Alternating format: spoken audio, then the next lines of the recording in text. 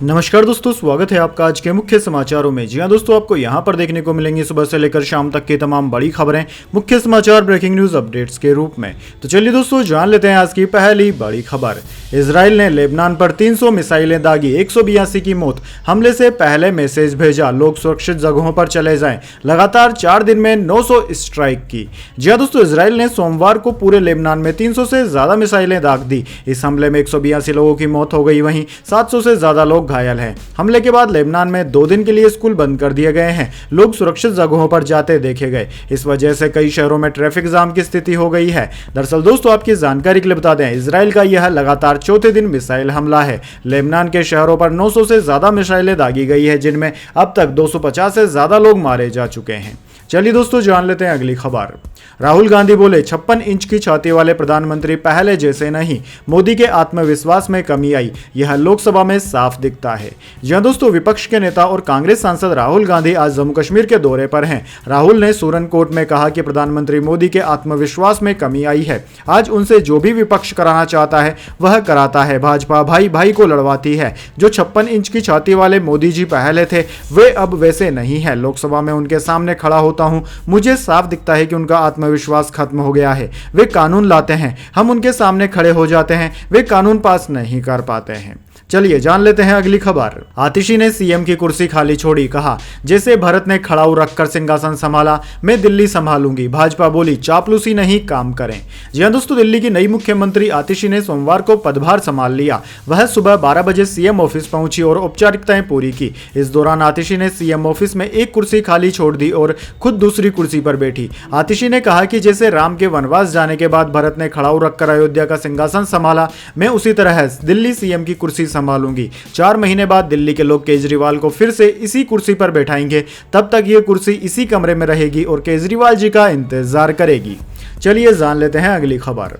तिरुपति लड्डू विवाद, घी सप्लायर को कारण बताओ नोटिस जारी। केंद्र सरकार ने 4 कंपनियों के सैंपल जांचे, एक कंपनी के घी में मिलावट मिली। जी हां दोस्तों, आंध्र प्रदेश के श्री वेंकटेश्वर स्वामी मंदिर तिरुपति मंदिर के लड्डुओं में जानवरों की चर्बी मिलने के विवाद के बीच केंद्रीय स्वास्थ्य मंत्रालय ने 4 कंपनियों के घी सैंपल मंगवाए हैं। इनमें से एक कंपनी का घी क्वालिटी टेस्ट में फेल हो गया, उसमें मिलावट की बात सामने आई है। सरकार ने कारण बताओ नोटिस भी जारी किया है। उधर दोस्तों, सोमवार को तिरुपति मंदिर की शुद्धि के लिए महाशांति यज्ञ किया गया। सोमवार सुबह 6 बजे से 10 बजे तक इसे पंचगव्य प्रोक्षण यानी कि शुद्धिकरण में तिरुमाला तिरुपति देवस्थानम बोर्ड के अधिकारी समेत 20 पुजारी इसमें शामिल हुए। चलिए दोस्तों, जान लेते हैं अगली खबर। देश भर में बढ़ती बेरोजगारी के लिए नरेंद्र मोदी जिम्मेदार, श्रीनगर में राहुल गांधी का प्रधानमंत्री पर हमला। जी हां दोस्तों, लोकसभा में विपक्ष के नेता और कांग्रेस सांसद राहुल गांधी ने श्रीनगर में रैली की। इस दौरान उन्होंने प्रधानमंत्री मोदी और बीजेपी पर जमकर निशाना साधा। उन्होंने कहा कि जम्मू कश्मीर को केंद्र शासित प्रदेश में बदलकर बीजेपी ने यहां के लोगों के लोकतांत्रिक अधिकार छीने हैं। राहुल गांधी ने कहा कि आपने देखा होगा कि लोकसभा चुनाव से पहले नरेंद्र मोदी का 56 इंच का सीना कहा जाता था, लेकिन क्या आपने उन्हें इन दिनों देखा है? अब मूड बदल गया है। इंडिया ब्लॉक और कांग्रेस पार्टी ने नरेंद्र मोदी के मनोविज्ञान को बदल दिया है। उन्होंने यह भी कहा कि भारत में बढ़ती बेरोजगारी नरेंद्र मोदी की देन है। चलिए दोस्तों, जान लेते हैं अगली खबर। रोहतक में हुड्डा बोले, शैलजा कांग्रेस की वरिष्ठ नेता, किसी तरह की कोई नाराजगी नहीं, सीएम सैनी को बताया झूठ की दुकान। जी हां दोस्तों, हरियाणा की पूर्व मुख्यमंत्री भूपेंद्र सिंह हुड्डा ने कांग्रेस सांसद कुमारी शैलजा की नाराजगी से इनकार किया। उन्होंने कहा कि कुमारी शैलजा कांग्रेस की वरिष्ठ नेता है और किसी तरह की कोई नाराजगी उनसे नहीं है। दरअसल दोस्तों, कुमारी शैलजा ने हरियाणा विधानसभा चुनाव के प्रचार से दूरी बना ली है। चर्चा है कि वह विधानसभा चुनाव के लिए कांग्रेस पार्टी के टिकट वितरण से नाराज है। इसके चलते वह पिछले कई दिनों से चुनाव प्रचार में सक्रिय नहीं थी, जबकि उनका नाम पार्टी के स्टार प्रचारकों की सूची में भी शामिल है। अब दोस्तों, भूपेंद्र सिंह हुड्डा ने इस पर प्रतिक्रिया दी। उन्होंने सोमवार को रोहतक में पत्रकारों से बातचीत में कहा कि कुमारी शैलजा कांग्रेस की वरिष्ठ नेता है, सीएम सैनी और बीजेपी झूठ की दुकान चलाते हैं। चलिए दोस्तों, जान लेते हैं अगली खबर। सावधान, मंकी पॉक्स के जिस वेरिएंट को डब्ल्यूएचओ ने बताया इमरजेंसी, उसका इंडिया में मिला पहला केस। जी हां दोस्तों, स्वास्थ्य मंत्रालय के सूत्रों से मिली जानकारी के अनुसार एम पॉक्स क्लाड 1 के पहले केस की पुष्टि हुई है। मंकी पॉक्स का जो केस केरल से सामने आया है वो क्लाडे यानी कि CLADE 1B का है। ये भारत का पहला केस है जो क्लाडे 1 का है। इसी क्लाड को डब्ल्यूएचओ ने वर्ल्ड हेल्थ इमरजेंसी घोषित किया था। दोस्तों, पिछले एक हफ्ते से इस वेरिएंट के एम पॉक्स का पेशेंट भारत में आइसोलेशन में रखा गया है।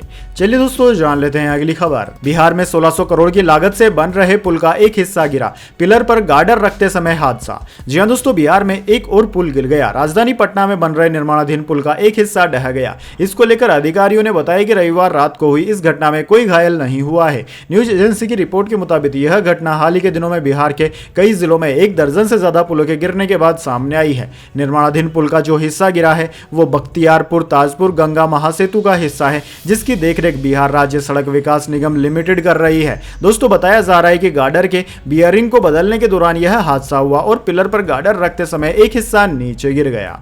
चलिए दोस्तों जान लेते हैं अगली खबर। अमित शाह बोले खट्टर का टाइम पूरा हुआ तो बदलाव किया, कांग्रेस में पिता पुत्र लड़ रहे। राहुल गांधी ने सिखों का अपमान किया। जी हां दोस्तों, देश के गृह मंत्री अमित शाह सोमवार को हरियाणा के दौरे पर रहे। उन्होंने फतेहाबाद के टोहाना और यमुनानगर के जगाधरी में रैली की। अमित शाह ने कहा कि हरियाणा में कांग्रेस के अंदर मुख्यमंत्री पद को लेकर लड़ाई चल रही है। सुरजेवाला ने तो नए कपड़े सिला लिए हैं, यहाँ तो पिता पुत्र भी लड़ाई लड़ रहे हैं। हमारे यहाँ तो मनोहर लाल खट्टर ने कह दिया कि मेरा टाइम पूरा हो गया है, हमने बदलाव कर दिया। उन्होंने कहा कि हरियाणा में कांग्रेस की रैलियों में पाकिस्तान जिंदाबाद के नारे लगे। राहुल बाबा यह करवा कर किसको खुश करना चाहते हैं? ये आतंकवादियों को छोड़ना चाहते हैं। राहुल गांधी ने सिखों का भी अपमान किया। राहुल बाबा पगड़ी पहनकर गुरुद्वारे में जाओ और वहां माफी मांगो।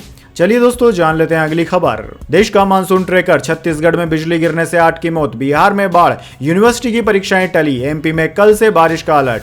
जी हां दोस्तों, छत्तीसगढ़ में बिजली गिरने से 8 लोगों की मौत हो गई, इनमें 4 बच्चे शामिल थे। घटना सोमवार दोपहर राजनांदगांव जिले में हुई। वहीं दोस्तों दूसरी ओर बिहार में गंगा नदी के जल स्तर को बढ़ने के कारण बस्तर, भोजपुर, सारण, वैशाली, पटना, समस्तीपुर, बेगूसराय, लखीमसराय, मुंगेर, खंगरडिलिया, भागलपुर और कटिहार में 12.67 लाख आबादी बाढ़ से प्रभावित है। बाढ़ के चलते मुंगेर विश्वविद्यालय ने परीक्षाएं स्थगित कर दी है। वहीं दोस्तों मध्य प्रदेश के भोपाल, इंदौर और जबलपुर में आज हल्की बारिश हो सकती है। यहां कल से 3 दिन तक तेज बारिश का अलर्ट जारी किया गया है। राज्य में मानसून सीजन में अब तक 41.8 इंच बारिश हो चुकी है। भारतीय मौसम विज्ञान विभाग ने देश के 16 राज्यों में आज भारी बारिश का अलर्ट जारी किया है। चलिए दोस्तों जान लेते हैं अगली खबर। ऑस्कर फॉरेन फिल्म कैटेगरी में किरण राव की लापता लेडीज, रेस में 29 फिल्में थी। अब तक 3 भारतीय फिल्में नॉमिनेट हुई, किसी को अवार्ड नहीं। जी हां दोस्तों, फिल्म लापता लेडीज को 97वें ऑस्कर अवार्ड 2025 की फॉरेन फिल्म कैटेगरी में भारत की ऑफिशियल एंट्री मिल गई है।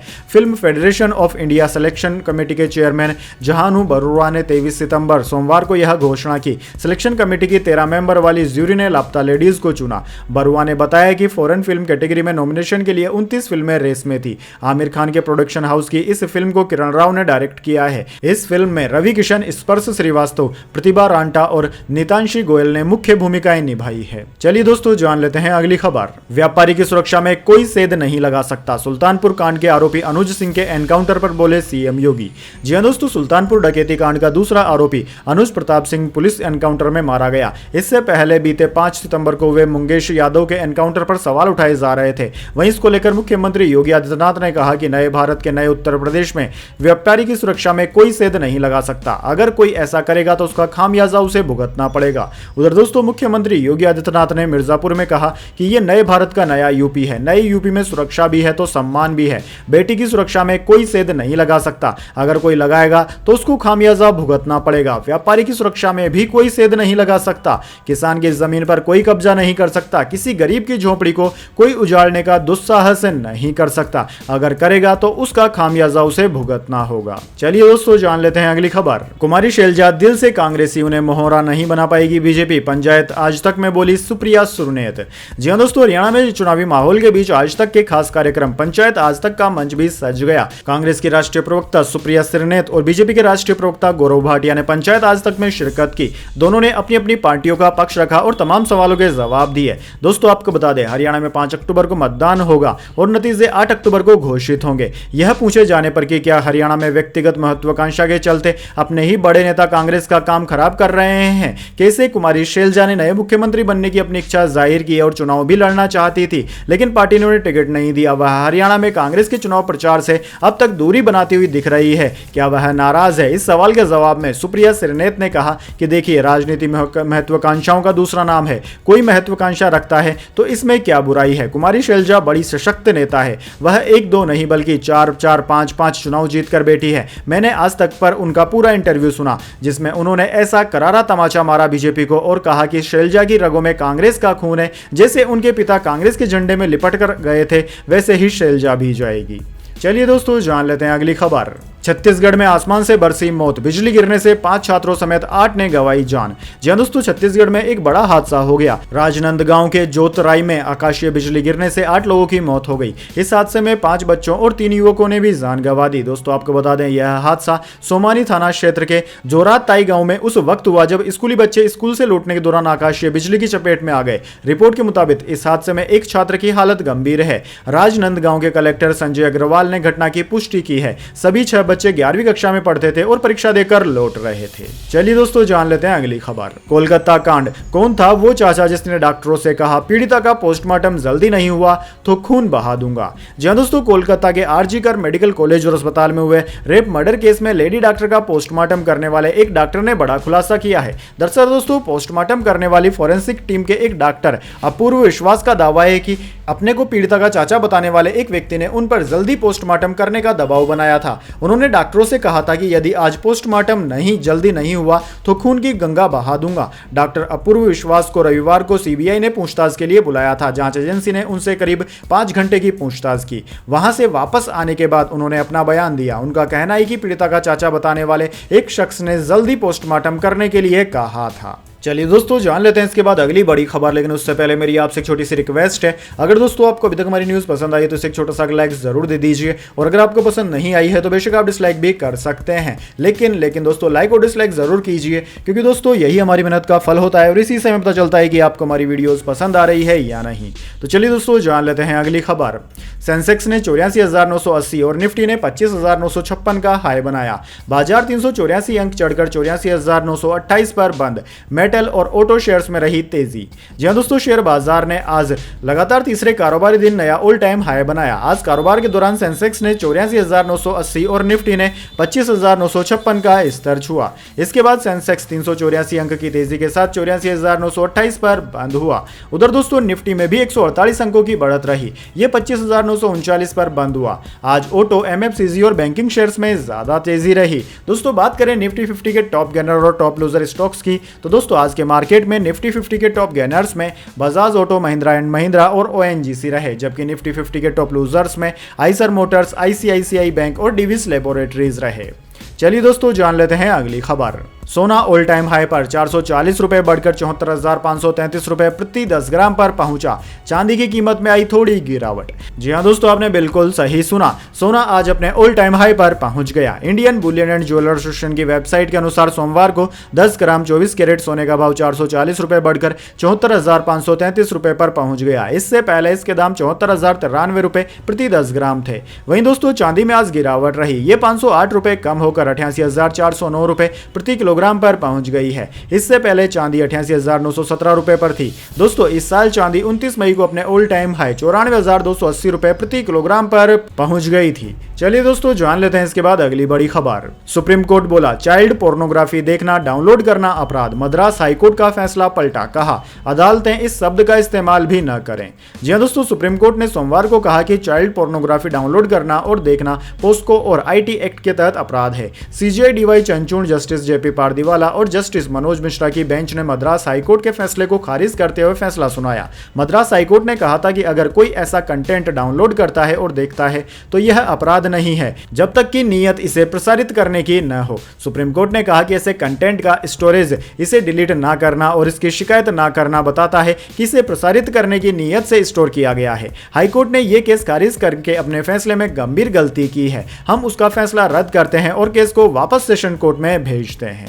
यानी कि दोस्तों अगर आप अपने मोबाइल फोन में चाइल्ड पोर्नोग्राफी से रिलेटेड कंटेंट रखते हैं, देखते हैं, डाउनलोड करते हैं तो आप एक अपराध की श्रेणी में आते हैं। चलिए दोस्तों जान लेते हैं अगली खबर।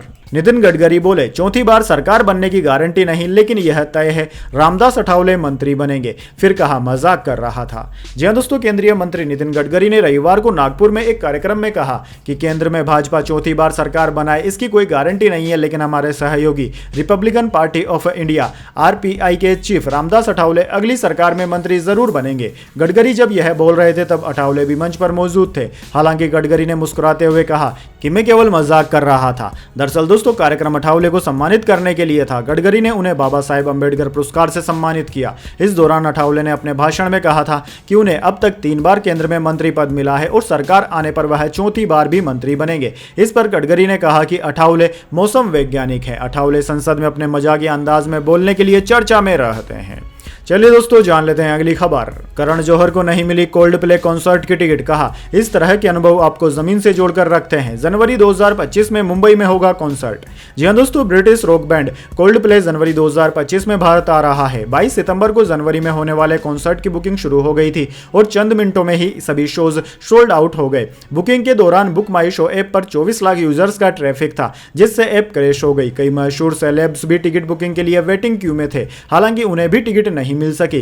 फिल्म मेकर करण जौहर ने सोशल मीडिया पोस्ट के जरिए बताया कि प्रिविलेज्ड होने के बावजूद वो टिकट बुक करने से चूक गए। टिकट बुक न हो पाने पर करण ने सोशल मीडिया प्लेटफॉर्म पर लिखा कि डियर प्रिविलेज, मुझे ये बेहद पसंद आया कि कैसे कोल्ड प्ले और द मिनी केली यानी कि फैशन ब्रांड आपको हमेशा जमीन से जोड़कर रखते हैं। डार्लिंग, आपको हमेशा वो नहीं मिल सकता जो आपको चाहिए। बहुत सारा प्यार।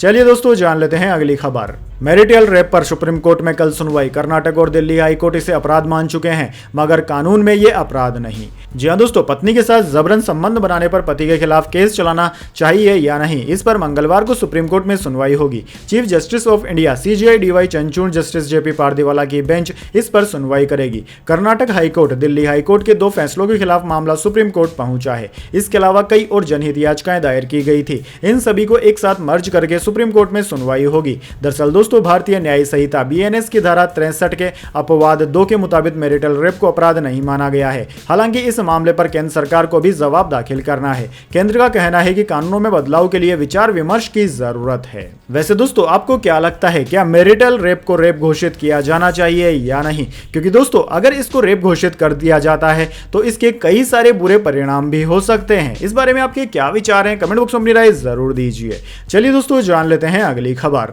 शेयर बाजार के फ्यूचर एंड ऑप्शंस में ट्रेड करने वाले 1.13 करोड़ ट्रेडर्स को 3 सालों में हुआ 1.81 लाख करोड़ रुपए का नुकसान है।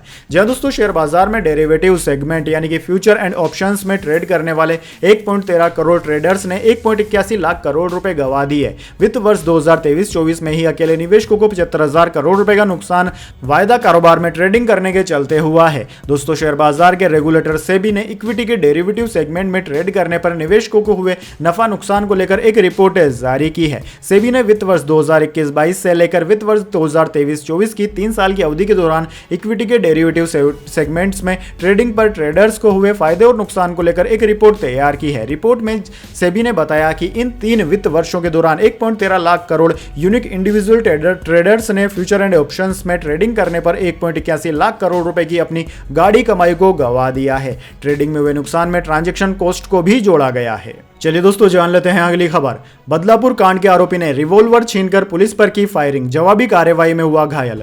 जी दोस्तों, बदलापुर के एक स्कूल में मासूम बच्चियों के साथ शोषण का आरोपी अक्षय सिंधे ने पुलिस की गाड़ी में पुलिस की रिवॉल्वर छीनकर पुलिस टीम पर ही फायरिंग कर दी। आरोपी ने पुलिस टीम पर कई राउंड फायरिंग की, जिसमें पुलिस अधिकारी भी घायल हुए हैं। पुलिस ने बताया कि यह घटना उस वक्त हुई जब पुलिस टीम अक्षय को तलोजा जेल से अपने साथ लेकर जा रही थी। पुलिस ने बताया कि आरोपी के पुलिस टीम पर फायरिंग करने के बाद आरोपी के खिलाफ जवाबी कार्रवाई में फायरिंग की गई, जिसमें अक्षय को गोली लगी है। घायल होने के बाद उन्होंने इलाज के लिए नजदीकी अस्पताल में उसे भर्ती कराया। बदलापुर पुलिस ने अक्षय शिंदे को 2 स्कूली बच्चियों के साथ हुए यौन शोषण के आरोप में गिरफ्तार किया था। दोस्तों, इस घटना के सामने आने के बाद स्कूली बच्चों के अभिभावक और स्थानीय लोगों ने भाग लिया, जिसमें बड़ी संख्या में महिलाएं भी शामिल थी। विरोध के दौरान प्रदर्शनकारियों ने स्कूल में तोड़फोड़ की और रेल रोको प्रदर्शन के दौरान स्थानीय रेलवे स्टेशन पर पथराव भी किया। इस मामले में SIT जांच कर रही है। चलिए दोस्तों जान लेते हैं अगली खबर। राजस्थान से शुरू हुई मानसून की विदाई, इन राज्यों में जारी रहेगा बारिश का सिलसिला।